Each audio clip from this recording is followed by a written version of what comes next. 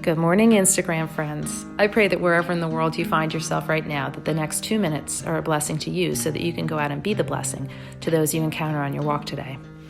So recently I was studying the life of Nehemiah in the Old Testament, and I found at the beginning of this book such an encouraging story that I felt I needed to share.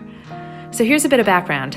Nehemiah had an impossible task given to him by the Lord, and it was a big one, so he prayed and prayed about it for days and days. And although he knew what the Lord wanted him to do, he needed the king's permission to leave his job in order to pursue what God had asked of him. But he was afraid to do this. So the king noticed one day that Nehemiah was a little off, and he asked him what was wrong. And verse 4 reads, "The king said to me, 'What is it that you want?' And then my favorite part of this verse reads, 'And then I prayed to the God of heaven, and I answered the king.'"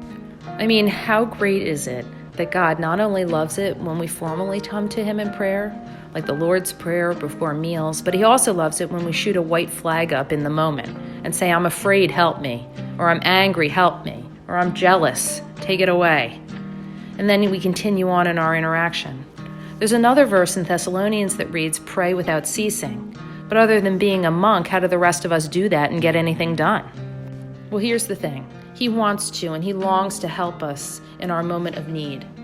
And a lot of the time, that's not our prettiest moment. It might be the moment that someone says something and hurts our feelings and we want to snip back, or somebody cuts us off in line, or they budge in front of us, or we find out that someone gossiped about us behind our backs. But whatever it is, it's just one more opportunity to shoot up that white flag to the Lord and say, "Help me."